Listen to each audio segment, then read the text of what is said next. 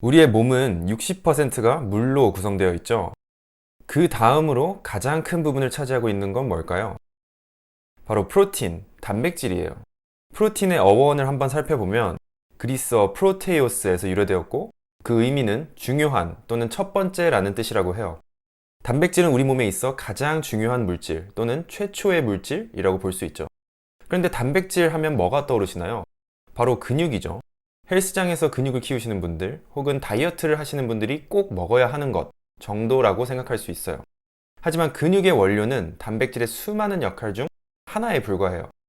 단백질의 역할을 한번 살펴보면 우선 근육뿐만이 아니라 모든 장기의 주요 구성 성분이고요. 세포와 뼈의 원료, 병과 맞서 싸우는 항체의 원료, 호르몬의 원료, 피부, 손톱, 머리카락의 원료, 그리고 천연신경 안정제 역할을 해요.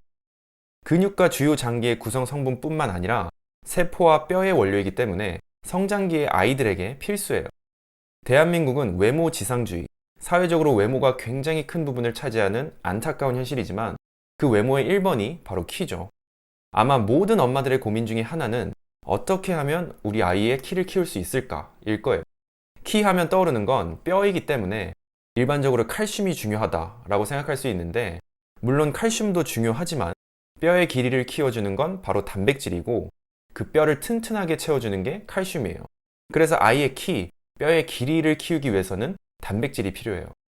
항체와 호르몬의 원료이기 때문에 면역 관리에 필수적인데요. 항체는 쉽게 말해 질병과 싸우기 위해 우리 몸이 만들어내는 무기예요. 그리고 호르몬은 뇌와 유익균의 메시지를 세포로 전달하는 메신저예요.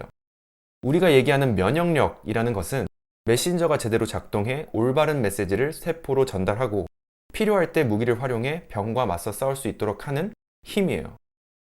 단백질은 피부 건강에도 필수적인데요.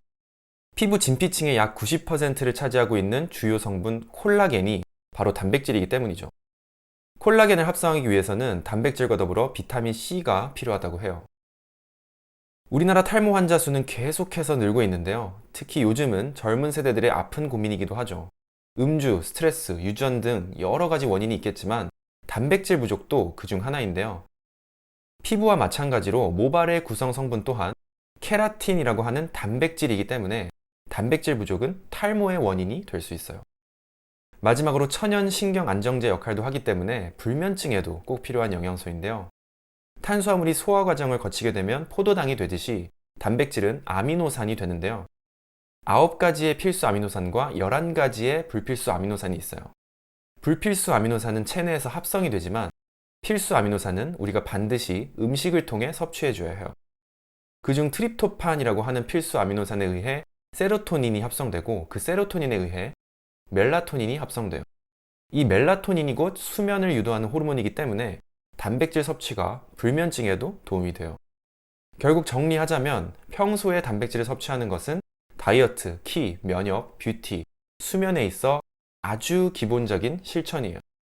다른 말로 단백질이 부족하면 비만, 작은 키, 면역력 저하, 탈모, 수면장애와 같은 고민들이 생길 수 있다는 거죠. 단백질을 섭취할 수 있는 방법은 여러 가지가 있죠. 여기서 이제 동물성이냐, 식물성이냐 말이 많은데요. 우리가 꼭 음식으로 섭취해줘야만 하는 필수 아미노산 함량은 이 동물성 단백질이 더 높아요. 하지만 더불어 포화 지방이 많기 때문에 콜레스테롤 수치를 높이고 혈관에 쌓일 가능성이 높아요. 그래서 많은 전문가들은 동물성 단백질과 식물성 단백질을 골고루 섭취하는 것을 권장하고 있어요. 바쁜 현대 사회에서 매일매일 양질의 단백질을 챙겨 먹기가 힘들기 때문에 요즘은 단백질 보충제를 선택하게 되는데요. 환경과 동물 보호에 대한 경각심이 강한 요즘은 식물성 단백질이 인기예요. 식물성 단백질 보충제를 고를 때 가장 중요한 포인트는 바로 완전 단백인가? 예요.